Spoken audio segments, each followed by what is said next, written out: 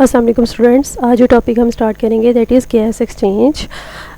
तो terrestrial animals में जो गैसेस का एक्सचेंज होता है उनको गैस के एक्सचेंज करने के लिए यानी कि कार्बन डाइऑक्साइड और ऑक्सीजन के एक्सचेंज करने के लिए ज़्यादा एनर्जी नहीं लगानी पड़ती, ठीक है। क्योंकि टेरेस्ट्रियल एनिमल्स एयर में गैसेस का एक्सचेंज करते हैं तो फिर उनको बार बार एयर जो है वो अपने लंग्स के ऊपर ख़ुद से बार बार कोशिश करके अंदर नहीं लेके जानी पड़ती, ठीक है। जबकि हम एक्वाटिक एनिमल्स में देखते हैं तो वो वाटर में रहते हैं और उनमें गैसेस का एक्सचेंज वाटर के ज़रिए से होता है। तो उनको वो वाटर को बार बार अपने गिल्स के ऊपर फेंकते हैं, ठीक है, ताकि वाटर में जितनी पॉसिबल ऑक्सीजन है वो गिल्स उसको एब्जॉर्ब कर ले, ठीक है। इसकी क्या वजह है कि एक्वाटिक एनिमल्स को इतनी एफर्ट करनी पड़ती है, इतनी एनर्जी लगानी पड़ती है। इसकी वजह यह है कि अगर हम पर यूनिट वॉल्यूम देखें वाटर का और एयर का, तो एयर में 20 टाइम्स मोर ऑक्सीजन है बनिस्बत वाटर के, ठीक है। इसके अलावा ये जो एक्सचेंज ऑफ गैसेस है ना, ये तब होता है जब जिस सतह से गैसेस का एक्सचेंज हो वो मॉइस्ट हो, ठीक है। और अगर जो लैंड पे रहने वाले एनिमल्स हैं, अगर उनकी जो रेस्पिरेटरी सरफेस हवा को एक्सपोज अगर हो रही हो तो फिर क्या होता है कि वो मॉइस्ट सरफेस होती है तो वो बड़ी तेज़ी से खुश्क हो जाती है और वाटर का लॉस हो जाता है। इसीलिए हमारी स्किन के ज़रिए से गैसेस का एक्सचेंज नहीं होता और हमारी स्किन रेस्पिरेटरी सरफेस नहीं है, क्योंकि अगर ये रेस्पिरेटरी सरफेस होती तो ये मॉइस्ट होती और इससे फिर गैसेस का एक्सचेंज होता। ना सिर्फ गैसेस का एक्सचेंज होता बल्कि हमारा जो वाटर है, मॉइस्चर है, वो भी एयर में बड़ी जल्दी ख़त्म हो जाता। इसी वजह से हमारे अंदर गैसेस का एक्सचेंज लंग्स के ज़रिए से होता है, ठीक है। इसके अलावा वो ये बात करते हैं कि अगर किसी ने भी फ्रॉग को ढूंढा हो पॉन्ड या किसी स्ट्रीम के किनारे के ऊपर देखा हो, तो उसने अगर फ्रॉग को आप सब ने देखा होगा कि उनकी स्किन जो होती है वो मॉइस्ट होती है, ठीक है। और वो मॉइस्ट क्यों होती है? क्योंकि उनकी स्किन एक रेस्पिरेटरी सरफेस के तौर पे काम करती है और उनकी स्किन के ज़रिए से गैसेस का एक्सचेंज होता है और इस वजह से वो मॉइस्ट होती है, ठीक है।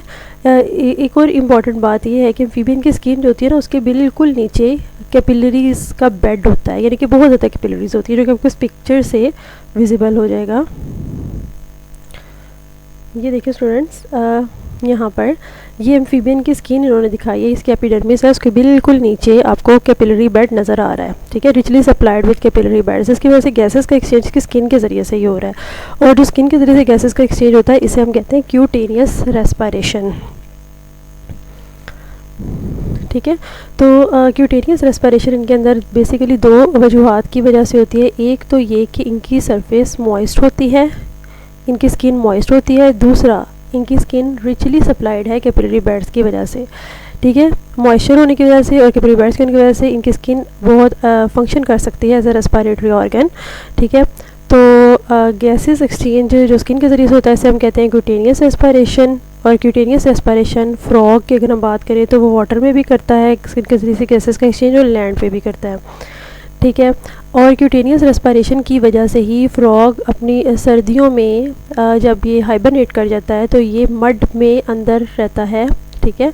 और आमतौर पे ये जो पॉन्ड्स होते हैं उनका जो बॉटम होता है उस पर जो मड होता है ना, वहाँ पर ये हाइबरनेट कर जाता है, ठीक है। तो उस टाइम पे वो अपने लंग्स को इस्तेमाल नहीं कर सकता गैसेस के एक्सचेंज करने के लिए, तो वो अपनी स्किन को यूज़ कर रहा होता है गैसेस के एक्सचेंज करने के लिए। तो उसका मतलब क्यूटेनियस रेस्पिरेशन उस टाइम पे काम आती है।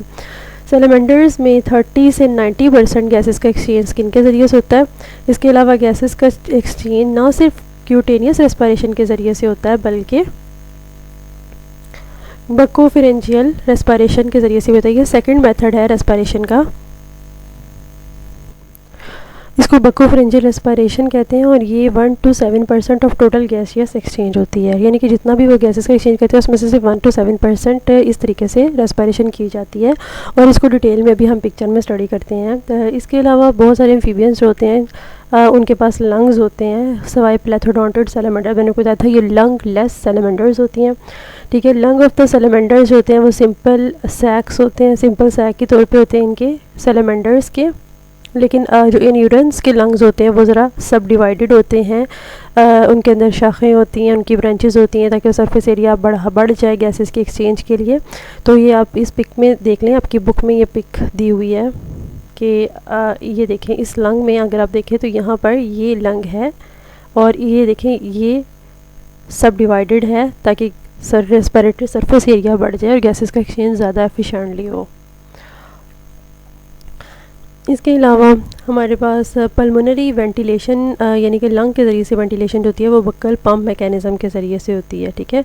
तो बक्कल पम्प में क्या होगा कि हमारे पास माउथ के मसल्स और फेरिंग्स के मसल्स एक पॉजिटिव प्रेशर क्रिएट करेंगे, जिसकी वजह से हवा लंग्स के अंदर जाएगी, और इसको भी हम इस पिक्चर के ज़रिए से देखते हैं क्लियरली। अब इस पिक्चर में आपको ये बक्कल पम्प और बक्कोफेरेंजियल वेंटिलेशन बहुत क्लियरली समझ आ जाएगी, ठीक है। सबसे पहले यहाँ पर आप देखें तो एयर जो है ये ब्लू एरो में एयर शो की हुई है। तो यहाँ पर एयर जो है इसके माउथ के अंदर जा रही है, ठीक है।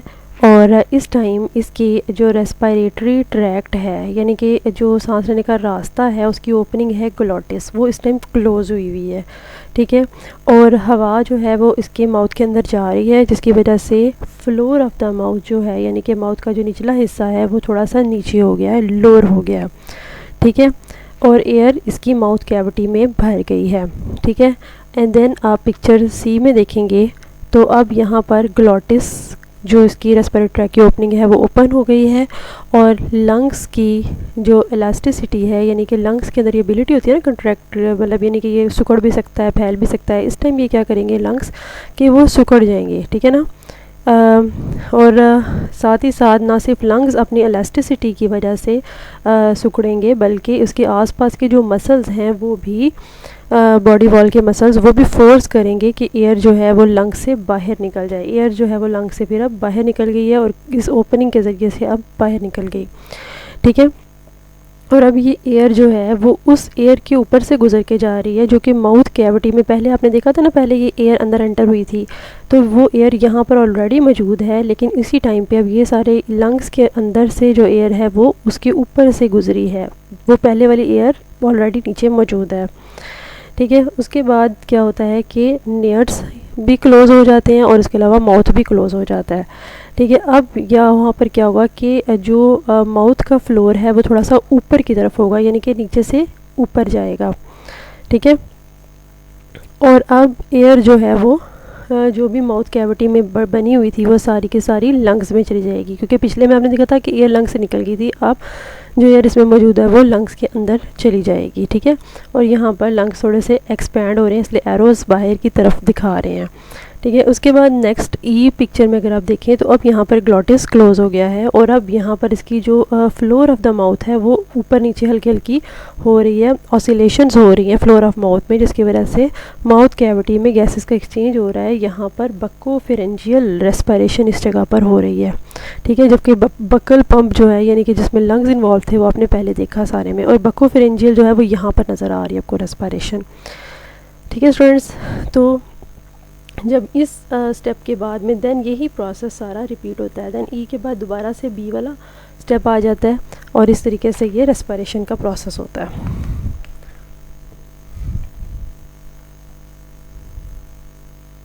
अच्छा स्टूडेंट्स, कभी कभार ऐसे होता है कि जब एम्फीबियंस बहुत ज़्यादा एक्टिविटी कर रहे होते हैं तो फिर उनका रेस्पिरेटरी रेट बढ़ जाता है, तो उस टाइम पर क्यूटेनियस और बक्कोफेरेंजियल रेस्पिरेशन का डिसएडवांटेज ये है कि ये जितना नॉर्मल में भी जितना गैसेस का एक्सचेंज करते हैं ये मज़ीद बढ़ा नहीं सकते गैसेस के एक्सचेंज को, इनका गैसेस का एक्सचेंज होता है वो कांस्टेंट रहता है। लेकिन जो लंग्स के ज़रिए से गैसेस का एक्सचेंज होता है ना वो इस कमी को पूरा करता है। जब ज़्यादा एक्टिविटी होती है, ज़्यादा मेटाबॉलिक रेट तेज़ हो जाता है, बिल्कुल ऐसे ही जैसे कि ह्यूमन जब एक्सरसाइज करते हैं तो हमारा जो ब्रीदिंग रेट है वो फास्ट हो जाता है, तो इनके अंदर क्यूटेनियस और बक्कोफेरेंजियल रेस्पिरेशन का रेट उतना ही रहता है, लेकिन लंग्स के ज़रिए से रेस्पिरेशन का रेट बढ़ जाता है, ठीक है। इसमें एक और इन्होंने एग्जांपल दिया है कि समटाइम्स टेम्परेचर एनवायरनमेंट का बढ़ जाए तो तब भी रेस्पिरेटरी रेट बढ़ जाता है, ठीक है। इन्होंने कहा है कि लंग्स जो होते हैं वो जब एक्टिविटी बढ़ जाती है, टेम्परेचर बढ़ जाता है, तो टोटल गैस एक्सचेंज जो है वो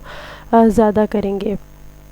जब 5 सेंटीग्रेड टेम्परेचर होता है तो तकरीबन 70% गैस एक्सचेंज स्किन और माउथ लाइनिंग के ज़रिए से हो जाता है, यानी क्यूटेनियस और बक्कोफेरेंजियल रेस्पिरेशन जो होती है वो 70% उस टाइम पे हो रही होती है। लेकिन जब 25 डिग्री सेंटीग्रेड टेम्परेचर रहता है तो फिर ऑक्सीजन का exchange across the external body surfaces जो होता है वो उतने का उतना ही रहता है, लेकिन जो पल्मोनरी यानी कि लंग के ज़रिए से रेस्पिरेशन होती है वो बढ़ जाती है, और एक्सचेंज जो होता है स्किन और माउथ सर्फेसिस के ज़रिए से वो सिर्फ 30% रह जाता है, जबकि लंग्स के ज़रिए से गैसेस का एक्सचेंज 70% हो जाता है।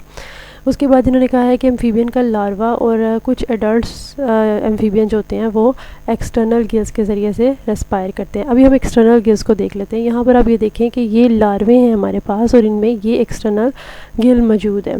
ठीक है, तो एक्सटर्नल गिल के ज़रिए से गैसेस का एक्सचेंज होता है, और कुछ में उनके लार्वा के अंदर गिल्स मौजूद होते हैं जिनके ज़रिए गैसेस का एक्सचेंज होता है। तो यहाँ पर आप देख रहे हो कि ये एक एम्फीबियन लार्वा है, और उसके यहाँ पर आपको ये स्लिट्स नज़र आ रही हैं जिन्हें फ्रेंजियल आर्चेस या फ्रेंजियल स्लिट्स कहते हैं। ठीक है, इन फ्रेंजियल आर्चेस के दरमियान में कार्टिलेजनस रॉड्स होती हैं जो कि आपको यहाँ पर नज़र नहीं आ रही। ठीक है, इनके अंदर कार्टिलेजनस रॉड्स होती हैं, और बाद में फर्दर डेवलपमेंट पे यही रॉड्स जो होती हैं वो गिल्स बना देती हैं, गिल्स को सपोर्ट करती हैं। ठीक है, अब जब मेटामॉर्फोसिस होती है तो उस टाइम पर गिल्स जो कि एम्ब्रियोनिक स्टेज पर होते हैं वो रीअब्जॉर्ब हो जाते हैं, ख़त्म हो जाते हैं, और फ्रेंजियल स्लिट्स क्लोज हो जाती हैं, और फिर फ्रेंजियल स्लिट्स जब ख़त्म हो जाती हैं तो फिर लंग्स डेवलप हो जाते हैं। तो स्टूडेंट्स, ये था गैसेस के एक्सचेंज।